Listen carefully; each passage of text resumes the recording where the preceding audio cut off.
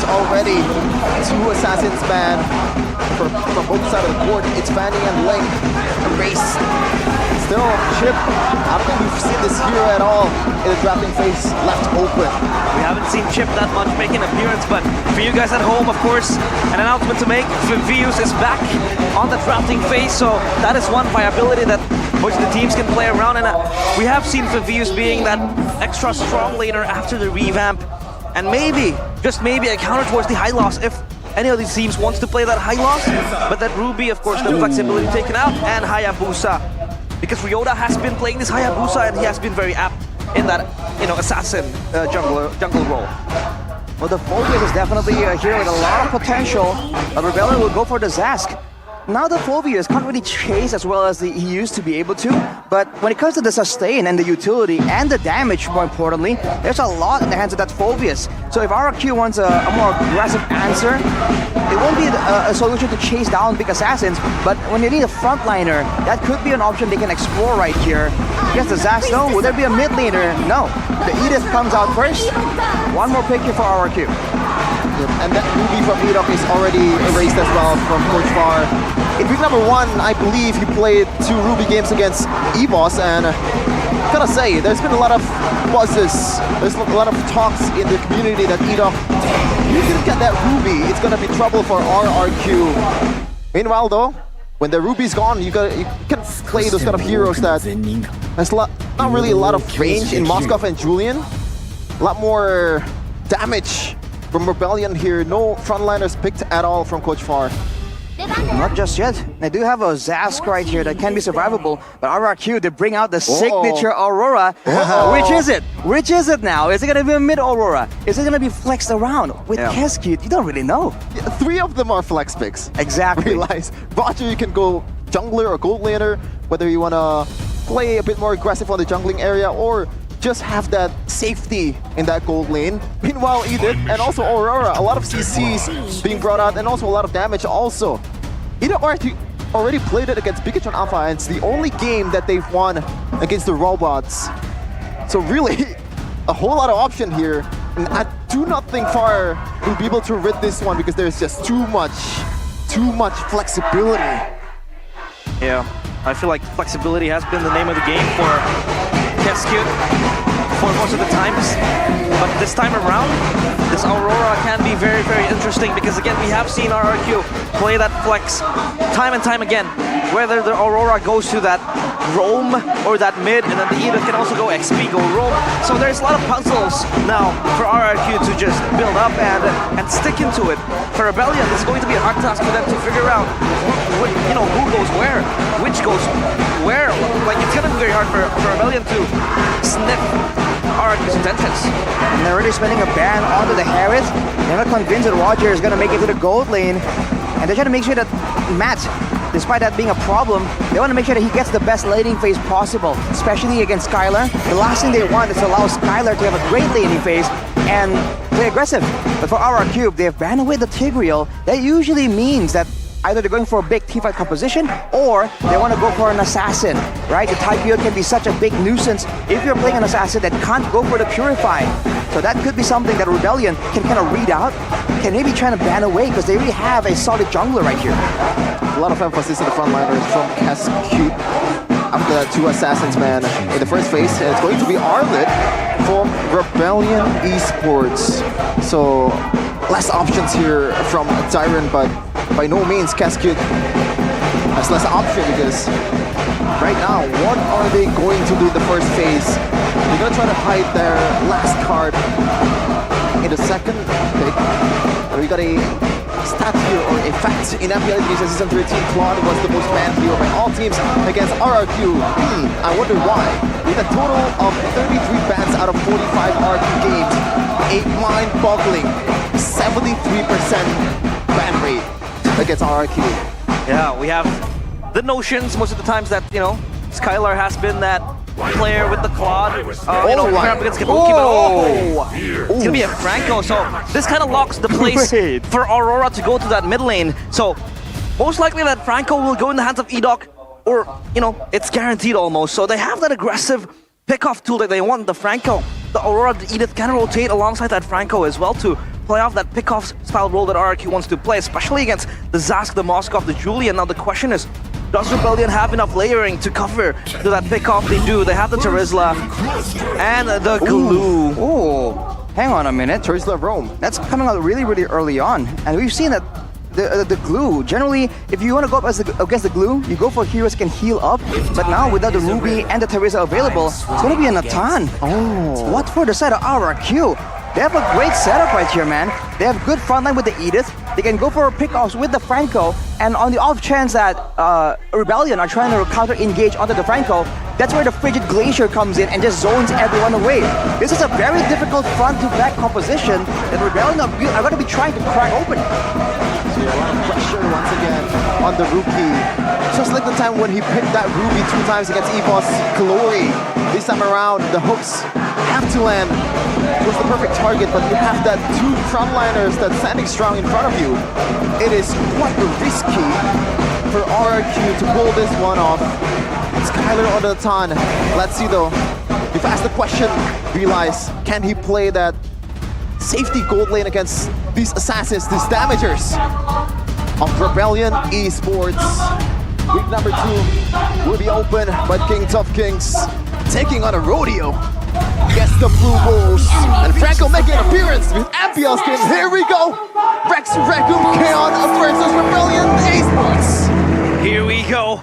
The battle of the Bulls and the Kingdom as they look to stage a rebellion. Now this time around we have seen that landing, but cut short to the junglers, trying to clear out their camps. And this time around the Franco will play a pivotal role in trying to pick off the players of Rebellion Esports, Arachi. Off the bat, Suzuki seems to be clearing a lot faster, technically. It's Skylar, though, with the weakness finder. No Purify, by the way, so for Rebellion, there are a lot of ways to really engage right here. Penalty zone, the stun coming in from the Zask and a Dominator's Descent, as well as the Slam Slam Pass, or even the Empower Chain. There's so many ways that RRQ have to try and zone out from. But look at that hook, though. Whoa! Flicker hook connects. Ryota stuck in a very, very hard position, but he has the swords to run away. And Rebellion Esports, they still are able to survive. Didn't really convert to any kill, but that is definitely a statement from Idok. He is able to land those hooks. They're gonna be able to be more aggressive by this time, but the emblem, Sarashi, anything going on here? Tenacities on 3 members for the side of Rebellion, and 2 Brave Smites. They are looking all in for some kind of sustain to be able to outlast RRQ in the front to back. But against an Edith, right, it's not as simple as that. There's a chance that they're gonna survive, but Dyron can end up doing a lot more damage with a Primal Rat if the fight really goes the distance. And later on, Matt is going to find it a lot more difficult to do damage compared to Skylar on the Natan due to that range difference. Look at Cars though, kind of go all in onto Dyron. Oh, so close. The slam, but it's all still good for Dyron because he has the tank aggressiveness as well as Rinse just constantly rotating to supplement him. So far, all still good for RRQ. Rebellion Esports yet to answer. This might be the moment where Rebellion Esports has the advantage. They have a lot of good setups here and also a lot of survivability compared to RRQ. They really have to rely on the hooks. The first neutral objective battle between these 2 junglers, Sutsujin versus Ryota. Idok missing the first hook. There's a chance that RRQ might be able to force Rebellion into making the first move right here because they have the engage advantage. Oh, where Chatter goes on with the onwards, and there you go. ODCS evaporates in the hands of Sutsujin, first blood, and they can re-aggress to the turtle. However, that Iron Hook doesn't really connect towards Cars. They will try to take this turtle for themselves. The Frigid Glacier comes to Frozen into 1, and the spear comes in as well for Dyron to just run away. No TP coming in from the gold laner, but Edok will hold Ryota in place with that ultimate, but they will go forward. The penalty zone connects, and they will try to run away, but Cars gets Edok in the process. Sutsujin having to run away rampantly from the roars of the Bulls. The Rebellions, they fight back. They fight back there, but they're down about 1k gold lead just now, so still a W for RRQ in the gold department, but Urashi, they kind of overstayed their welcome there. They kind of went in aggressively, knowing that there's a combo in the hands of Rebellion. I feel like that's a bit too confident from them. Looking at the talent predictions though right here, Civil War by our new application GoPay. The Indonesians going for Rebellion, and us sticking with RRQ. That's great news for me, but look at Edok zoned away by Audi. On that Rome Terizla, by the way, a lot squishier than when Aloysi was playing it. RCS could be so over-aggressive. Doc misses the hook, and the free picture connects. Ryota wants to jump back, but RCS with penalty zone. Ryota does get Edok in that process. Sutsujin having to step back. The Dominator's Descent almost catching him in place, but they want to re-aggress with the chains here. There they go, but Sutsujin still able to survive with a sliver of HP, and Skylar just hides in the bush, unaware of Matt just being there to try to siege down the turret. Already adapt towards RRQ's lineup and also composition. They're losing in gold plate in the top lane. It feels like a lot of times if Edok didn't land the hook, they really have no way to approach the team fight. And right now you can see that Audi CS is just taking away so much attention from RRQ. They're spending a lot of time to try and secure the kill onto a Rome Terizla. With the body of Smith, it's going to be taking a lot more time than RRQ is used to. But look at this advantage here. They've pushed out the lane in the bottom side, and they're going to rotate to the top side and maybe try and find once more some kind of pickoff right here. Yep. And Edok so far. Oh, Dyron. Oh, with our chatter. Oh. Oh, no one saw that. What? Okay. Oh, he's gonna be memed by the kingdom after this, man. This is food for the kingdom. Oh, doesn't connect, but the grab trap there will try to lock Odysseus in place. The chains as well, trying to pop the Dominator's Descent as Waylo gets Dyron, but they enter the fight with Skylar getting Ryota. Turtle still left unattended to Cars. We'll move back with Sutsujin just going with the Lycan Pound. Sutsujin, double kill, and is able to roar back. Rebellion get caught in their own flesh by Sutsujin, again getting the turtle in place as well. Rip and Terror gaming from Sutsujin, but you can see that penalty zone is erased before the team fight. Really holds a lot of value for RRQ, and right now they're converting in all places. They got the Pearl Buff, they got the top lane turret, they got everything, Arashi. It was a trade from Rebellion in the bottom side of the map, but overall though, it's a great win for RRQ. Picking up the kills, the neutral objectives, and they're still maintaining tempo right here. There's no reason for them to do anything too differently. All they have to do is make sure they get the right engage, and they keep Rin safe. I feel like the big problem right here is the fact that for Rebellion, they're just confused on who to target, because if they go for Rins, he has that second chance at life due to the passive. If they don't deal with Skylar though, even early on right here, he's actually doing a decent amount of damage with the Starlium and the Feather of Heaven. That true damage really stacks up after a while. Interesting itemization here from Skylar. Actually chooses to go for a Magic Shoes for a Natan. And now things are looking a bit more quiet in the mid game. RRQ holds 2.3k gold lead, and look at the bushes, Arashi. They're really owning it with Tyron and also Edok being the frontliner, being the one to check the vicinity for RRQ. Ooh, the block with the Nightmare spawn right there. Look at Matt. Oh, woo! Almost. That's the damage, man. Skylar, with the cooldown boots, he can spam those spells out, and that's a lot of true damage before you can even realize. With that moment right there, Rebellion will have to play a lot more careful, and they're definitely calling out, Matt, watch out, bro. Blink and you'll be gone. This gets scary as well for Rebellion, because Skylar, you would always expect Natan to be that late game monster to just bank on him as the game progresses, but now he progresses pretty well with his items already down with 2 kills as well. You know, the Starlium's Kite and that Feather as well, so yeah, for Rebellion Esports, they have to address this Natan sooner or later. Oh, a good hook towards the players of Rebellion Esports, but there goes the penalty zone, not enough to try the free win for RRQ. Sutsujin having to find that front line with the Lycan Pound. The spear misses from Matt, and he has to progress towards the top lane, but this time around wins. There you go, the please! Edok! The hook lands downtown, and Sutsujin will finish off the flesh and the feast by the kingdoms. Oh my goodness, the fortress is looking strong, Arashi. A lot of times, Edok just, that would have brought the house down with RQ fans in MPL Arena. And they're rolling right now, man. It is fishing season in the Land of Dawn. And look at Audi, powers to do anything. RRQ with the hooks, with the follow-up. We talked about this combo, the Iron Hook, suppression into the Frigid Glacier, and Rebellion fell for it, hook, line, and sinker. Losing 2 turrets in the process, RRQ. They're trying to take over the map. Ooh, we might be looking at a event incarnate here in MPL Indonesia. Minus the misplays, of course. But yeah, Edok Beautiful debut on this hero. And now RRQ 5K though. In about 8 minutes. Things are not looking very good for Rebellion. And Matt, so far, there's literally 0 conversion after 3 kills in week number 1 out of 3 games. Yeah, the Spears doesn't even land, so he can't really join the fight. It becomes a 4v5, and Skylar has the Holy Crystal ready, up and running. And the fact that RRQ doesn't stop to try to look for picks is what kind of amazes me, because they keep on landing the engages. And this could be very scary. There you go again with Enoch landing the hook. And they just locked down Cars in place, looking for Odyssey. Attacks on the meat grinder and the spear. Again and again, just misses. It doesn't connect for Matt. And this time Sway low. Next on the chopping block, Matt has to concede the losses of his teammates. They're eating the glue like a cupcake, like the skin. There's really no answer at all for this composition. As long as Enoch lands the hook, it is GG for Rebellion so far.